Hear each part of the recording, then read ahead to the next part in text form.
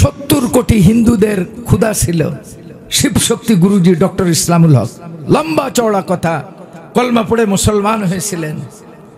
ঘর বাড়ি 24টা ডক্টরেট ছিল, 130টা দেশের সিটিজেনশিপ ছিল ওনার। গোটা পৃথিবীর সবচেয়ে বড় সম্মানী উনি কলমা পড়ে মুসলমান হলেন। বাংলাদেশে আসছিলেন, থাকতে পারেন নাই, চলে গেছিলেন। মৃত্যুর আগে সাংবাদিকরা বলছিল একদিন গোটা পৃথিবী আপনার পায়ের তলে ছিল। রাজীব গান্ধী আপনার পায়ে সিজদা করত। রাজীব গান্ধী তাকে ভগবান বলে ডাকত। রাজীব গান্ধী আজকে আপনার কিছু নাই। উনার মেয়ের নাম ফাতেমা, বিবির নাম খাদেজা। তিনজনই এক রাত্রে রসুলকে স্বপ্ন দেখে কলমা পড়ে মুসলমান হয়েছে। এক রাত্রে আল্লাহ দেখাই দিলেন যে দেখো। তো সাংবাদিকরা জিজ্ঞাসা করলেন আজকে আপনি রাস্তার ভিখারি, পরনের কাপড়ও নাই, হোয়াট ইজ ইউর কমেন্টস? কি মন্তব্য? 1.5 মিনিটের একটা সাক্ষাৎকার দিয়েছিলেন। এই 1.5 মিনিটের সাক্ষাতে 200 কোটি মুসলমানদের ঘুমান্ত ইমান জাগ্রত হয়ে গেছিল। শিবশক্তি গুরুজি ডক্টর ইসলামুল হক 1.5 মিনিটের সাক্ষাৎকারে বলেছিলেন যখন গোটা পৃথিবী আমার পায়ের তলে ছিল, 24টা ডক্টরেট ডিগ্রি আমার ছিল, 130টা দেশের সিটিজেনশিপ ছিল, কিন্তু আমার ইমান ছিল না, ইসলাম ছিল না। তখন ছিলাম আমি হতভাগা। আজ আমার দুনিয়ার কিছুই নাই, পরনের ছিঁড়া জামা, কিন্তু আজ আমার হৃদয়ে আল্লাহ আছে। আজকে আমার থেকে বড় ভাগ্যবান আমি ইসলাম পেয়েছি, কোরআন পেয়েছি। আমার মতো বড় ভাগ্যবান দুনিয়ায় আর কেউ নাই।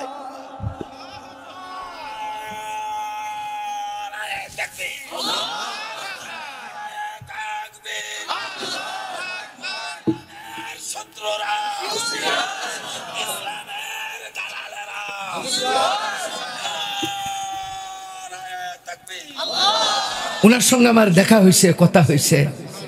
যখন দুনিয়ার সব ছিল, ছিল না আমার ঈমান, ছিল না আমার ইসলাম, আমি আমার স্রষ্টাকে চিনতে পারি নাই। দুনিয়া সব ছিল পায়ের তলে।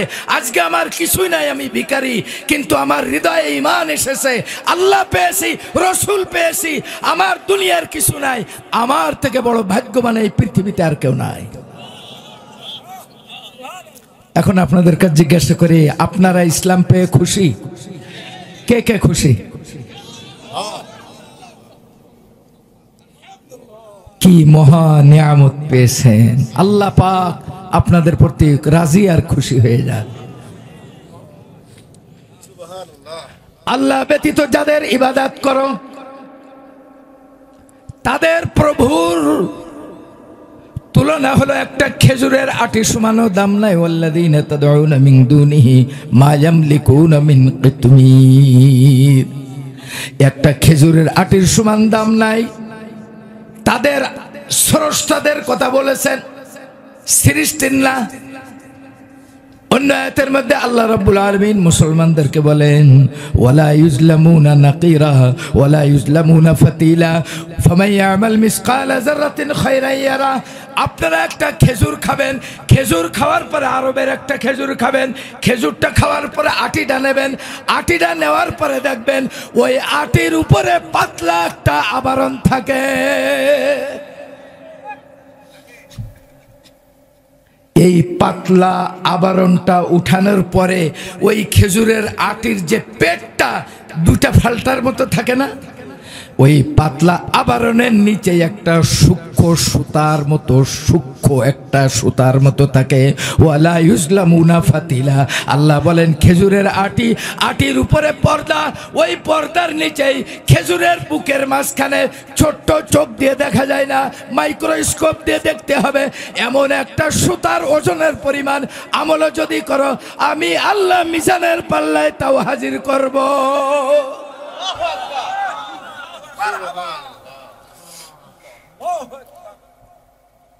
এই খেজুরের আটি উপরে পাতলা আবরণ, এই আটির মাঝখানে পেটের ভিতরে সূক্ষ্ম একটা সুতার মতো এত মিহি, হাত দিলে এটা গলে যাবে। আল্লাহ পাক বলেন এই পরিমাণও যদি তোমার আমল হয় তাও তুমি এর প্রতিদান কিয়ামতের দিন পেয়ে যাবা। যে আল্লাহ আমাদের এত দয়া করবেন সে আল্লাহর পরে আপনারা খুশি? নারে তাকবীর, নারে তাকবীর। এই যেই ব্যক্তির কথা বললাম শেখ ইয়াহিয়া মুনিরি, যিনি 4 লাখ কিতাবের হাফেজ ছিলেন, উনি বলছেন আমি 4 লাখ কিতাব পড়ে 4টা ইলম নিয়েছি। তার একটা ইলম তিনি বলছেন, আজকে শোনায় আপনাদেরকে। উনি বলছেন 4 লক্ষ কিতাব পড়ে আমি বুঝেছি বান্দার জন্য সৃষ্টি যারা স্রষ্টার নাফরমানি করার তার কোনো ক্ষমতা নাই। আল্লাহ বলছে আমি এই 4 লাখ কিতাবের ইলম অর্জন করে 4টে জিনিস বুঝছি যে আল্লাহ আমাকে বানাইছেন, যিনি আমার খালিক, আমার মালিক। দুনিয়ার কোনো বিবেক, কোনো যুক্তিতে আমি তার নাফরমানি করার ক্ষমতা রাখি না। আল্লাহু আকবার। খুব সূক্ষ্ম কথা, সবাই বুঝবেন না তো, এটা অনেক উচ্চ স্তরের কথা। আপনারা মোটা মোটা দাগে বসবেন। এই গেল খেজুরের আটি, আটির উপরে পর্দা, পর্দার মাঝখানে সূক্ষ্ম সুতা। ওয়ালা ইউযলামুনা নাকিরা। একটা খেজুর খাবেন, খেজুরের আটির উপরে পাতলা পর্দা পাবেন। খেয়াল করবেন, সামনে রমজান মাস আসছে। খেজুর খেয়ে আটির উপরে পাতলা আবরণ, ওই আবরণের নিচেই 2 আটির মাঝখানে দেখবেন সূক্ষ্ম একটা সুতার মতো, খুব গভীরে দেখতে হবে। ওই সুতাটা উঠাইলে ভালো করে খেয়াল করে দেখবেন ওই খেজুরের আটির মাঝখানে আবার একটা কুদরতি সূক্ষ্ম একটা ছিদ্র আছে। এই ছিদ্রকে বলা হয় নাকিরা। আল্লাহ বলেন ওয়ালা ইউযলামুনা নাকিরা।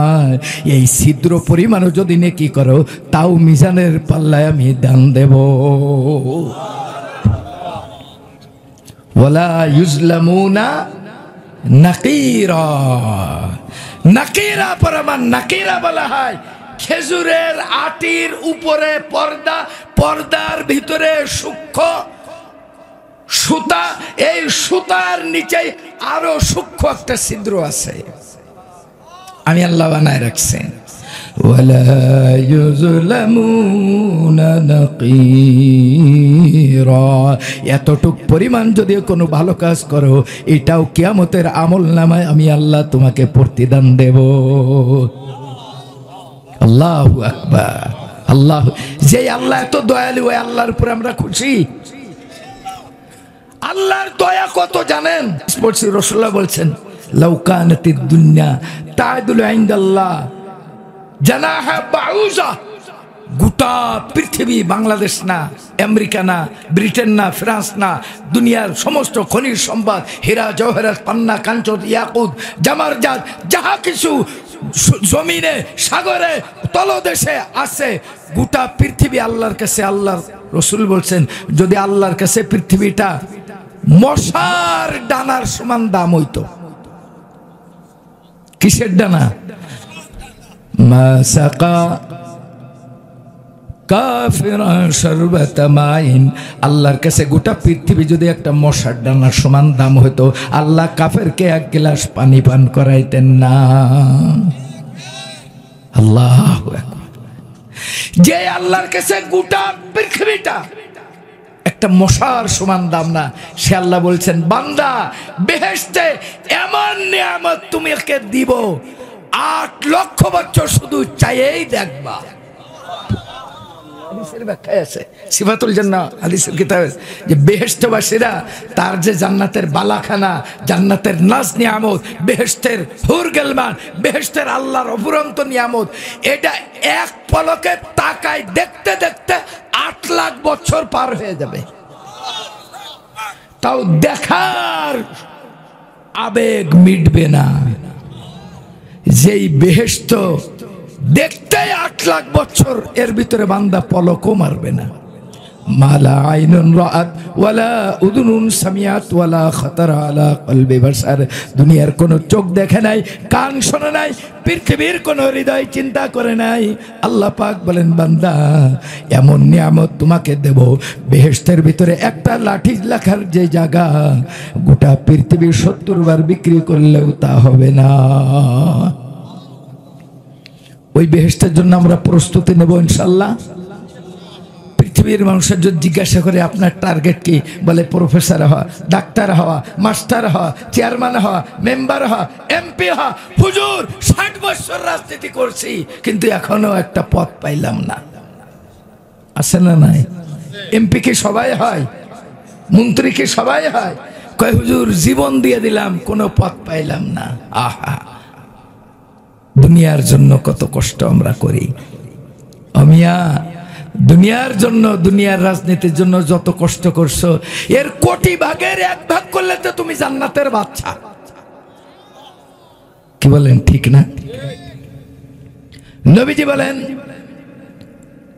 গোটা পৃথিবী যদি আল্লাহ পাকের কাছে একটা মশার ডানার সমান দাম হইতো, আল্লাহর কাছে পৃথিবীটা, দুনিয়াটা এত তুচ্ছ, এত তুচ্ছ।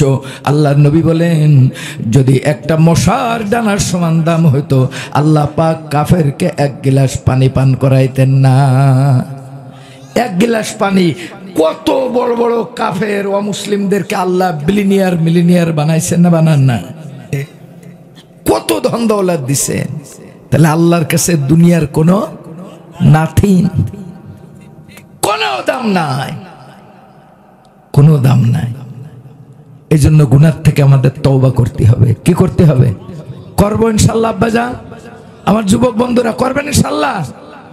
বেহেশতে যাওয়ার সব থেকে আসান যে রাস্তা দুটো, একটা হলো জিহাদ আর একটা হলো তওবা। দুনিয়ার ভিতরে একজন হাদিসের ইমাম ছিলেন, 6 লক্ষ হাদিস মুখস্থ করছিলেন। সুবহানাল্লাহ হবে না?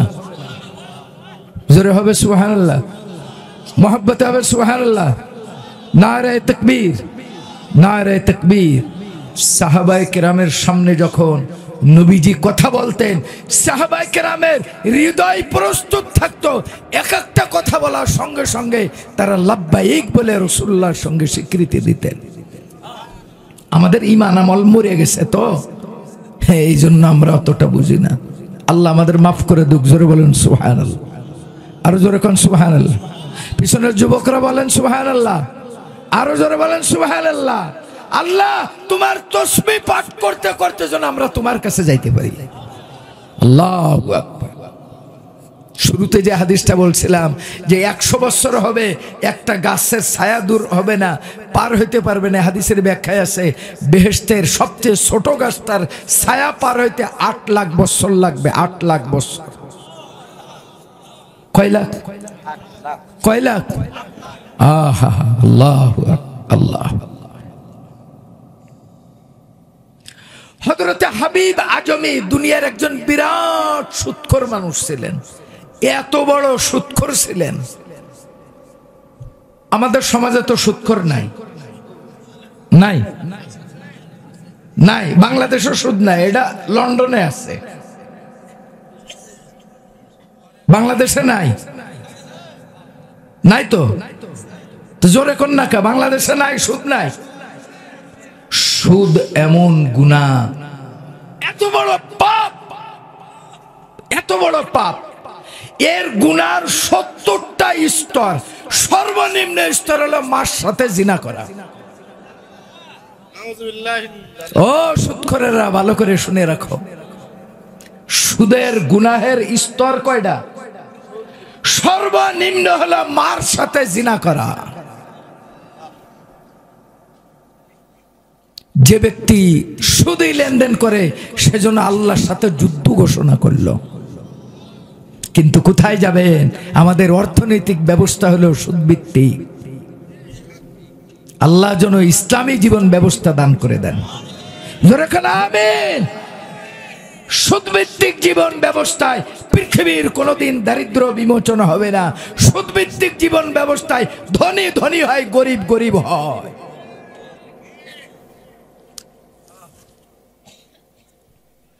ইনি খুব বড় সুদখোর ছিলেন। রাসূলুল্লাহ যখন মেরাজে গেলেন, আল্লাহ যখন উনাকে জাহান্নাম দেখাইলেন, উনি দেখলেন জাহান্নামের ভিতরে এমন কিছু মানুষ আগুনে জ্বলছে যাদের এক একটা পেট পৃথিবীর মরুভূমির থেকেও বড়। হাদিসের মধ্যে আসছে, নবীজি বলেন, আমি জাহান্নামের ভিতরে কিছু মানুষকে দেখলাম, তাদের এক একজনের পেট এত বড়, দুনিয়ার বড় বড় আরব দেশের মরুভূমির মতো। আমি রাসূল দেখতে পাইলাম তাদের পেটের ভিতরে কোটি কোটি সাপ দেখা যাচ্ছে, আর ওই কোটি কোটি সাপ একসঙ্গে তাকে দংশন করতেছে। আমি জিবরিলকে বললাম, জিবরিল, এরা কারা? কোন হতভাগা, কোন সর্বনাশা, কোন সর্বহারা, কোন কপাল পোড়া এরা? আল্লাহর নবীকে জিবরিল বললেন, হুজুর, এরা হলো ওই সমস্ত মানুষ যারা দুনিয়াতে সুদী কারবার করত। এর অনেক আযাব, আমি খালি একটা বললাম। এক একজনের পেট হবে পৃথিবীর মরুভূমির মতো, এবং এই পেটের ভিতরে কোটি কোটি সাপ ওই পেটের ভিতরে থেকে তাকে দংশন করতে থাকবে। হাবিব আজমি দুনিয়ার ওই যুগের সেরা সুদখোর ছিলেন। এমন সুদখোর ছিলেন উনি, দেখেন তওবা করে কি বড় ওলি হয়েছেন। উনি এমন সুদখোর ছিলেন যে কোনো ব্যক্তি যে খানা রান্না করতেছেন, ওই সুদের লাভ না দিতে পারলে ওর বাচ্চাদের মুখ থেকে খাবারের হাড়ি কেড়ে নিয়ে আসতো। একবার গেছে, আমার সুদের লাভ দাও। গরিব মানুষ বলছে, না কিছু নাই। তোর বাচ্চাদের জন্য রান্না করছে খাবার, ওই বাচ্চাদের মুখ থেকে 3 দিন না খাওয়া মানুষ ওই বাচ্চাদের মুখ থেকে ওই হাড়ির খাবার ধরে কেড়ে নিয়ে আসছেন। ওই মহিলা বলছেন, আমার বাচ্চাগুলো 3 দিন না খেয়ে আসে। কিন্তু সুদখোরের হৃদয় গলে নাই। সুদখোর যারা হয় এদের অন্তর পাথরের চেয়ে শক্ত হয়। এরা মানুষের রক্ত খাইতে ভালোবাসে, তাদের দিলে কোনো দয়া মায়া থাকে না। ওই গরিবের মুখ থেকে ওই খাবার কেড়ে নিয়ে আসছেন। হাদিস শরীফের ব্যাখ্যার মধ্যে আসছে ওনার জীবনী। উনি পরে তওবা করে এত বড় ওলি হয়েছিলেন, 6 লাখ হাদিস মুখস্থ করছিলেন। হাবিবের রক্ত পুষের গন্ধে 40 মাইল দূর পর্যন্ত দুর্গন্ধ হচ্ছে, আর ওই খাবারের রক্ত পুষ ডাক দিয়ে বলছে, হাবিব, তুমি এত বড় নাফরমান, এই পচা পুষ আর রক্ত তুমি দুনিয়ায় খাচ্ছ, আর কবরে হাসরে মিজানেও তোমার জন্য এই খাবার। আল্লাহ পাকের কাছে উনি সাথে সাথে তওবা করলেন। সুবহানাল্লাহ বলবা না? মহব্বত বলেন সুবহানাল্লাহ। কোটি কোটি টাকার মালিক হয়েছিলেন, সব টাকা দান করে দিলেন যারা পাওনাদার। দিতে দিতে ঘর বাড়ি হাড়ি পাতিল একটা সুই পর্যন্ত রাখে নাই, সব দান করে দিছিলেন। দিয়ে ভিখারি হয়ে আল্লাহর কাছে তওবা করে কান্নাকাটি করতে লাগলেন। উনার হায়াতে জিন্দেগির মধ্যে আসছে যে উনি রাস্তা দিয়ে হেঁটে যাইতেন যখন সুদখোর, তো দুনিয়ার বাচ্চারা বলতো, এই সরে যাও, এই সুদখোর হাবিব আসতেছে, এর ধুলা যদি আমাদের গায়ে লাগে আমরা শেষ হয়ে যাব। ওই দেশের বাচ্চারা বলতো, কে আসতেছে? সুদখোর হাবিব, এর ধুলা লাগলে আমরা কি হয়ে যাব? ধ্বংস হয়ে যাব। উনি তওবা করলেন। হযরতে হাসান বসরি রহমাতুল্লাহ আলাইহির দরবারে যে তওবা করে 40 বছর ওনার কাছ থেকে ইলম অর্জন করতে লাগলেন। হাসান বসরি রহমাতুল্লাহ আলাইহি উনাকে খিলাফতি দান করলেন। নিজের মাথার পাগড়ি খুলে বললেন, হাবিব, আজকে আল্লাহ তোমাকে তওবার কারণে আমার থেকে বড় বানাই দিয়েছে। হাসান বসরি হযরত আলীর খলিফা।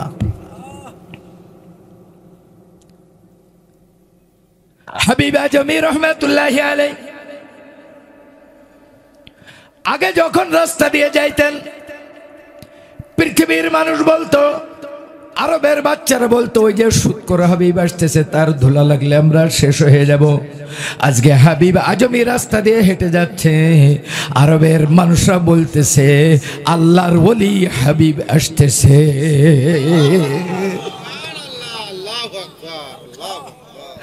আল্লাহর আবেদদের হাবিব, হাবিবুল আবেদ, আবেদদের বন্ধু আসতেছেন। উনি এমন ভাবে আল্লাহর ইবাদত করতে লাগলেন, ঘরের ভিতরে একদিন যাই খাবার নাই, 2 দিন যাই খাবার নাই, কোনো কাজ কাম করতে যায় না, আল্লাহর কাছে খালি তওবা করে আর কান্দে। বিবি বাল বাচ্চা বলছে, তোমার কোটি কোটি টাকা ছিল, সব তো তুমি দান করে দিছো। যারা পাওনাদার, যাদের থেকে সুদ নিয়েছে, সুদ ভিত্তিক জীবন ব্যবস্থার সমস্ত অর্থ দান করে দিয়েছেন, একটা সুস পর্যন্ত রাখে নাই। আজকে ঘরে চুলা জ্বালানোর মতো কিছু নাই। বিবি বাল বাচ্চা, বিবি ডাক দিয়ে বলছেন, ও প্রাণের স্বামী, তোমার দুধের বাচ্চাগুলি না খেয়ে আছে আজ 6 দিন। হযরতে হাবিব বলতেছেন, আমি যেই মালিকের কাছে কাজ করি, ওই মালিক 10 দিন পরে আমাকে তার কাজের বেতন দেবে। আসলে উনি কোন মানুষের কাজ করে না, আল্লাহর ইবাদত করে। কিন্তু 7 দিন বাচ্চারা না খেয়ে বিবিকে বলছে, বিবি, যেই মালিকের কাজ করে ওই মালিক 10 দিন পরে আমাকে খাবারের অর্থ দেবে। হাদিসের ব্যাখ্যার কিতাবের মধ্যে আসছে, 8ম দিনের দিন আল্লাহ ফেরেশতা পাঠায় 3000 স্বর্ণ মুদ্রা ওনার বাড়িতে পাঠাইছেন। আস্তে কন, আল্লাহু আকবার, আস্তে কন। দুনিয়ার সবথেকে বড় সুদখোর হাদিস শাস্ত্রের ইমাম হাবিব আজমি রহমতুল্লাহ হায়াতের জিন্দেগির মধ্যে আসছেন। উনি তো বাড়িতে বলছেন যে মালিক আমাকে কি করবেন, কয়দিন পরে বেতন দেবে? 10 দিন পরে। 8 দিনের দিন আল্লাহর ফেরেশতা ওনার বাড়িতে 3000 স্বর্ণ মুদ্রা পাঠাইছে। আর ফেরেশতা সালাম দিয়ে বলছেন, পরিচয় দেয়নি, বলছে তোমার স্বামী হাবিবরে বলো মালিকের জন্য আরো বেশি বেশি ইবাদত করে, মালিক আরো দেবে। বলে চলে গেছে। হযরতে হাবিব আজমি 10 দিন পরে বাড়িতে ফিরতেছেন। কে নিয়ে আসবেন? দুধের বাচ্চা। বাড়ির খবর তো জানে না। মরুভূমির ভিতরে বস্তার ভিতরে 1/2 বস্তা বালু পিঠে উঠাইছেন, যে বাড়িতে গিয়ে বাচ্চাদের সান্ত্বনা দেব, তোমাদের জন্য খাবার আনছি, গন্ধ আনছি। বালুর বস্তা মাথায় উঠাইছেন, বাড়িতে তো কোনো খাবার নাই। হাবিব আজমি রহমাতুল্লাহ আলাইহি ওনার ঘরের কাছে এসে থরথর করে কাঁপতেছেন। বাচ্চাদেরকে এই বালুর বস্তা দেখায়, খাবার আছে দেখায়, ঘুম পড়ায় দেবেন। ঘরের দরজায় এসে তিনি যখন দাঁড়িয়েছেন, সঙ্গে সঙ্গে তিনার নাকে পোলাও, বিরিয়ানি, কুরমার খুশবু পাচ্ছে। উনি চিৎকার দিয়ে বিবিকে ডাক দিয়ে বলছে, ও বিবি, আমি তো কোনো টাকা পাঠাই নাই, কোথার থেকে এই খাবারের ঘ্রাণ পাচ্ছি? বিবি বলছে, কেন? তুমি যেই মালিকের কাজ করো ওই মালিক 3000 স্বর্ণ মুদ্রা দিয়েছেন, আর বলছেন আমার হাবিবকে সালাম দিও, আর বলো হাবিব যেন আরো ইবাদত করে, আরো খাবার দেওয়া হবে।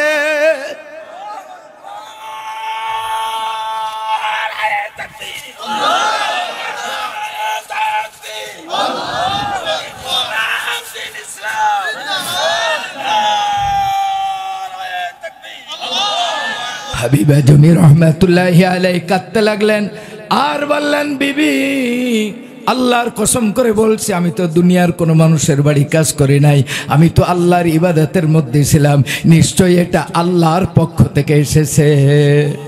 বিবিকে বলছে, বিবি, তোমাদেরকে সান্ত্বনা দেওয়ার জন্য কলিজার টুকরা নয়ন মানে নারী ছেড়াধন সন্তানগুলাকে সান্ত্বনা দেওয়ার জন্য বালির বস্তা এনেছি। এই দেখো বালির বস্তা। কিতাবের ভিতরে আছে হাবিব আজমি রহমাতুল্লাহি আলাইহি বালির বস্তার মুখ যখন খুলেছেন, আল্লাহর কুদরত ওই বালিও স্বর্ণ হয়ে গেছে। উলাইকা আবাই ফাজিনি বিমিসলিহিম, উলাইকা আবাই ফাজিনি বিমিসলিহিম ইযা জামাতনা ইয়া জারিরাল মাজামিউ। হাবিব আজমি কাঁদতে লাগলেন আর বলতে লাগলেন, আল্লাহ, দুনিয়ার সব থেকে বড় সুদখোর ছিলাম আমি। আল্লাহ, আমাকে যদি আপনি এত দয়া করেন, আমার বালুর বস্তা যদি স্বর্ণ বানায় দেন, আমার বাড়িতে যদি রহমতের ফেরেশতা পাঠায় দেন, আল্লাহ, এই যদি হয় আপনার দুনিয়ার বিচার, আল্লাহ, আপনার যারা ইমানদার, নামাজি, আল্লাহওয়ালা, পরহেজগার হবে, আল্লাহ, তোমার জান্নাতের নিয়ামত কত জানি হবে। আল্লাহ, এই যদি তোমার দুনিয়ার ব্যবহার হয়, আল্লাহ, তোমার জান্নাতের ব্যবহার কেমন হবে? আমরা সেই আল্লাহকে মহব্বত করব।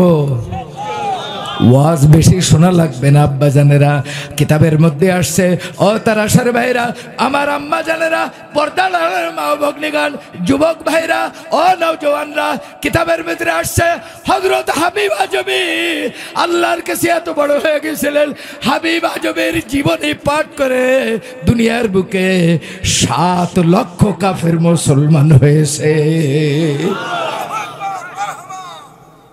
উনার জীবনী পড়ে, উনার তওবার কাহিনী পড়ে 7 লাখের উপরে ও মুসলমান ইসলাম কবুল করছেন। আল্লাহু আকবার, আল্লাহু আকবার। আজকে দিলে দিলে একটু নিয়ত করেন, আল্লাহ হাবিব আজমের মতো তওবা আমাদের ভাগ্যে নসিব করে দেন। আল্লাহ জাহেরি গুনাহ করব না, বাতিনি গুনাহ করব না। আল্লাহ তোমার কোন আদেশ নিষেধ না ফরমানি করব না। আল্লাহ তোমার যত আদেশ নিষেধ এগুলি হক্কানি রব্বানি আলেম থেকে শিক্ষা গ্রহণ করব। আল্লাহ জীবনের বাকি টার্গেট দুনিয়া বানাবো না, চেয়ারম্যান হওয়ার টার্গেট বানাবো না, এমপি হওয়ার টার্গেট বানাবো না, লাখপতি কোটিপতি হওয়ার টার্গেট বানাবো না। আল্লাহ আজকে থেকে নিয়ত করলাম, আল্লাহ আমার জীবনের লক্ষ্য, আমার জীবনের টার্গেট তওবা এবং জান্নাত। জীবনের টার্গেট কি বানাবেন আব্বা? তওবা আর জান্নাত। আল্লাহু আকবার। হাদিসে পাকের মধ্যে আসছে মুসা আলাইহিস সালাতু ওয়াসসালামের জামানায়, হাদিসে পাকের মধ্যে আসছে মুসা আলাইহিস সালাতু ওয়াসসালামের জামানায় বহুত বড় নাফরমান ছিল, 70 বছর খালি গুনার জিনাই করছে। এর নাম হাদিসে আসছে কিফিল। কিফিল কি নাম? কিফিল। তো কিফিলকে আল্লাহ এমন রোগ দিছে মরার আগে, এই রোগের কারণে সে খালেস দিলে তওবা করার নিয়ত করছেন, কিন্তু তার দেহে কথা বলার মতো কোনো শক্তি আর নাই। তো দুনিয়ার মানুষ জানে এই দুনিয়ার সব থেকে বড় খারাপ হইল মুসা আলাইহিস সালাতু ওয়াসসালামের জামানায়। মুসা নবী অনেক উপদেশ দিছে, কোন উপদেশ কিয়ামত পর্যন্ত আর কোন নবী আসবে না, হক্কানি আলেমরা যা বলবে এটাই মালুম করে। আলেম 2 প্রকার, খাঁটি আর অখাঁটি। খাঁটি আলেম বার করতে হবে। কি আলেম? টাকা জাল আছে না, ডলার জাল আছে না, আলেমও আসলও আছে, জালও আছে। খাঁটি আলেম। তো দুনিয়ার মানুষ বলছে এই লোকটার মরার সময় মনে মনে, কিন্তু সে মনে মনে তওবা করে ফেলছেন। শেষ মুহূর্তে বলছে, আল্লাহ আমি এত বড় পাপী, তওবাও করতে পারলাম না, দুনিয়ার মানুষকে বলতেও পারলাম না। কিন্তু এই অসুস্থ অবস্থায় মানুষ বলছে এখনই মারা যাবে, এই লোক যদি এই সমাজে মারা যায় গোটা সমাজ আল্লাহর গজব আসবে, এর গলায় পায়ে রশি বাঁধে মরুভূমির ভিতরে জঙ্গলের ভিতরে ফেলাই দিয়ে শিয়াল শুকরে খাইয়ে যাবে। এর কোনো জানাজা কাফন দাফন আমরা করব না। কিতাবের মধ্যে আসছে ওই সমাজের লোকেরা ওনার পায়ে দড়ি বেঁধে জঙ্গলের ভিতরে নিয়ে গেছে।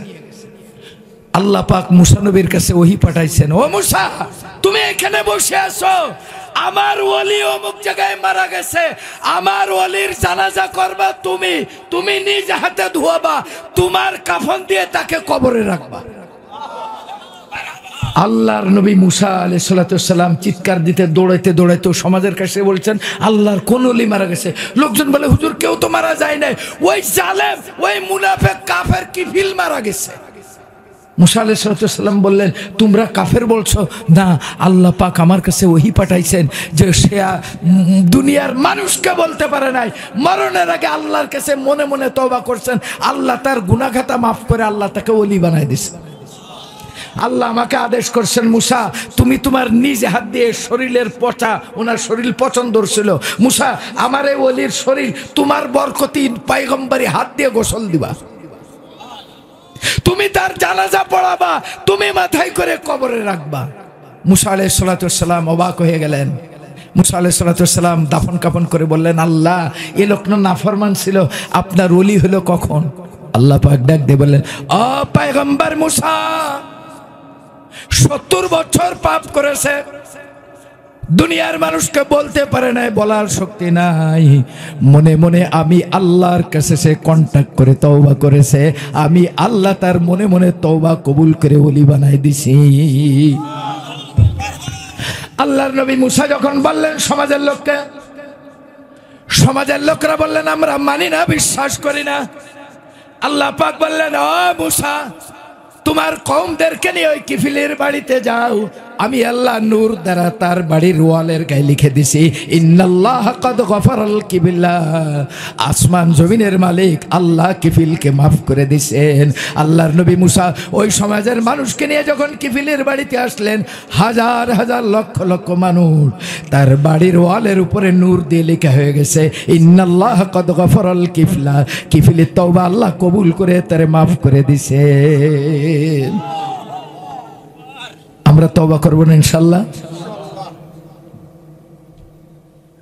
এই জন্য এই মাদ্রাসার জন্য আমরা কিছু সাহায্য করব ইনশাআল্লাহ, করব ইনশাআল্লাহ। আলহামদুলিল্লাহ মুনশিল খালক মিন আদমি, আলহামদুলিল্লাহ মুনশিল খালক মিন আদমি, ثم الصلاة على المختار في القدم. مولاي صل وسلم دائما أبدا على حبيبك خير الخلق كلهم. خدایا بحق بنی فاطمہ کہ بر قول ایما کنی خاتمہ. اگر دعوت مرد کنی ور قبول منو دست دامان آل رسول. بادشاہ جرم مارا درگزار ما گناہگار میں تو آمرزگار. تو نے کوکا ریما بد کر دائے جرم بے انداز بے حد کر دائے. صالح در بندع سیا گشتائے آخر کردہ پشیما گشتائے. دائما در فسق عصیا من دائم ہم قرین و نفس شیطان من دائم. روز شب اندر معاصی بودائم، روز شب در معاصی بودائم، غافل از امر و نواہی بودائم. بے گنانا گزشت بر ما ساعتیں بحضور دل کردن طاعتیں. بردرآمد بندہ بگریختہ ابروی خود بعصیار ریختہ. مغفرت دارد امید از لطف تو، مغفرت دارد امید از لطف تو. ذاک خود فرمودہ لا تقنطو. مغفرت دارد امید از لطف تو. ذاک خود فرمودہ لا تقنطوا. یا عبادی الذین اسرفوا علی انفسهم لا تقنطوا من رحمت اللہ ان اللہ یغفر الذنوب جمیعا انه هو الغفور الرحیم. مغفرت دارد امید از لطف تو. ذاک خود فرمودہ لا تقنطو. بحر الطاف تو بے پایا بواد نا امید از رحمت شیطا بواد. نفس شیطان زد کریم رحمن رحمت با شد شفاعت خواہ من.